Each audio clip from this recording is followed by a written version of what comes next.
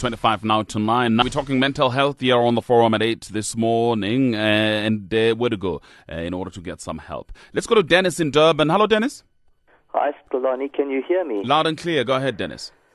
Okay. I just want to touch on a couple of aspects of bipolar disorder. I suffer from this and have been suffering from this for over 23 years. Gee. These aspects which may not have been touched upon. Mm-hmm. The first thing I want to say to perhaps listeners out there is that bipolar consists of two elements. One, it consists of either a hypomanic state or a state of mania, where one does things completely out of control, like spend vast fortunes of money, and one has no idea that one is doing this. In my case, for example, in the space of a month, I went and bought 14 properties. Gee. Which got me into a huge amount of difficulty, but I had absolutely no control over my actions. The other aspect of it, the most common aspect, the worst side of it, is severe depression, which has been discussed. But what I want to say about severe depression is that it is the most incredibly painful thing to go through. And to put that into perspective, if one offered me the opportunity to take a white-hot metal poker and place it against my skin on my leg and press it into my skin, I would immediately select that option if I was offered a choice of getting out of this kind of depression. Depression is far more painful than that. It is an agonizing form of depression, and in fact the National Institute of Health, which is an American organization, and one can Google this, says that 1 in 5 people will commit suicide. Now, I have experienced the brink of being at suicide level on probably about 5 or 6 occasions. There can be nothing more painful than this. And I would like to say to listeners out there that suicide is not an act that one decides to do by choice. It is, in fact, an illness over which one has absolutely no control, and it's simply because of the incredible pain. I do not believe there's any disease that is more painful than this, and one can talk about cancer, leukemia, whatever it might be, because those are treatable in a sense. But a mental illness is not really treatable. In my case, I've been through dozens of different kinds of medication, and recently I had to go through shock treatment where they placed these electrodes across my head and put my brain into a seizure under general anesthetic. They did this 6 or 7 times. It is the most barbaric form of treatment imaginable, but it was necessary in my case. And although I've recovered to some extent, we'll have to see, because bipolar people go through phases of wellness and then phases of incredible depression. So these are some aspects of this illness that I just want to touch on, because I think it's important for people to know this, because when one confronts a person who is depressed, you've got absolutely no idea how much pain that person is experiencing in their mind. Gee. And perhaps your expert would like to comment on this, but I hope that I've managed to raise the level of practical information that can be provided by someone who's actually suffered terribly from this most debilitating disease. And I really thank you very much for the courage just to give us a call and talk about these things, Dennis. I really do thank you. But the issue again is in order to get some kind of treatment, I know that you say these diseases are untreatable. In order to get some kind of treatment, you've had to pay. There are no public health facilities that can assist you.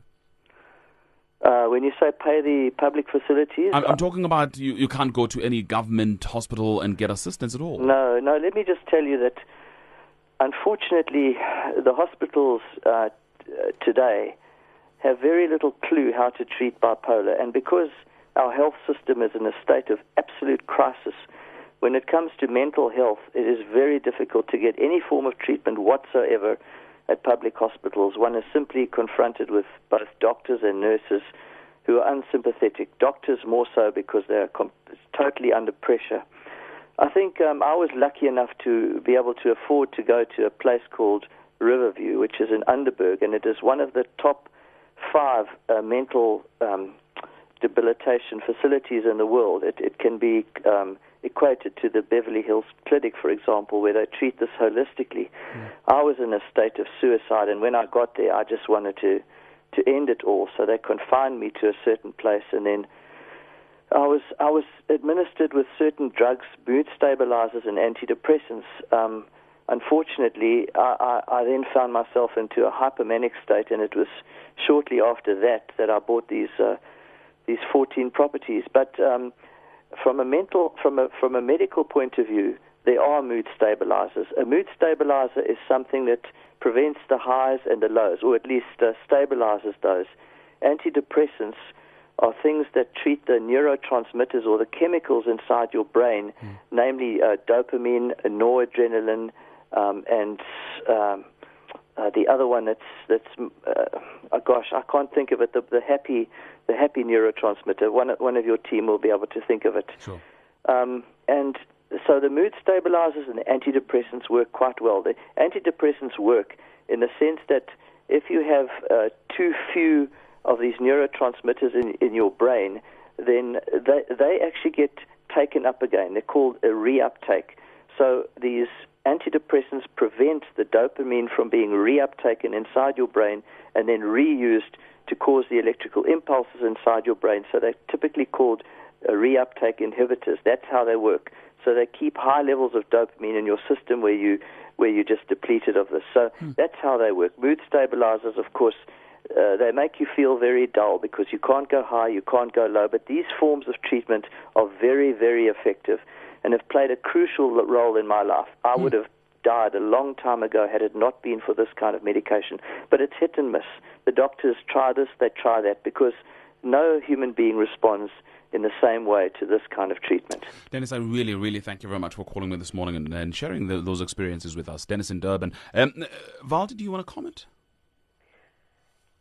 Yeah, Kulani, this is the difficulty we're finding in the communities that we have 8 registered counselors and we have 7 interns. Of the 8 counselors, we have 2 psychologists who work on a part-time basis. And we serve the entire Western Cape, working within the field of trauma. And most of the trauma is linked to violence. So we work with communities who really are stretched in terms of resources. They rely on government institutions for their mental health. And we find that very often they are placed on waiting lists. We find that the referral system is extremely poor. So as a result, because we only have 2 psychologists working with us who are able to diagnose PTSD, post-traumatic stress disorder, our counselors are able to recognize those symptoms but not necessarily treat those symptoms. And because we find that in communities, clients do not have access to mental health facilities, the burden is placed on organizations such as ourselves to continue to provide a service to those clients. Sure. And no, sorry, because Max, I wanted to bring you in then. Having listened to what Dennis has got to say, can life coach assist at all? Because there's some things that are very much clinical, but I also think that we need to look broadly, and actually some of these things are actually very much spiritual.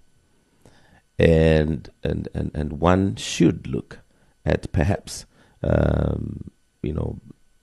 spiritual way of dealing with some of the challenges that we face.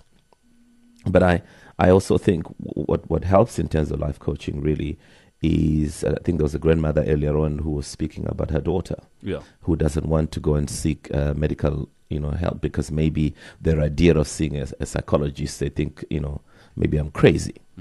But a life coach can help in that sense, that if somebody like that then sees a life coach, and then the life coach becomes the one who suggests that they actually go and see a psychologist, because they take the time to explain why it is necessary, and that you're not necessarily you're not stigmatized because of it. And I think that's perhaps one of the ways that people can help. Yeah. And also to help the family just cope with understanding what's happening to the child. Yeah. But also perhaps it makes the issue of accessibility, that life coaches would be a lot more accessible than, yeah. Yes, I agree. I think a life coach would be far much more accessible, and they're able then to say, well, you need to see a psychologist, or even, I mean, one of the things is really, for instance, you take depression, that it's one of those misunderstood things. Just snap out of it. But if I understand that it's real, and therefore you're able to say, okay, you need to go for counseling. And I find actually most people, when you ask them, have you gone for counseling, they look at you like, no. Like, I'm not crazy. Seeing a shrink? Yes. What are you seeing a shrink for? Yeah. But actually, this is, it's, you kind of look at a holistic look at it.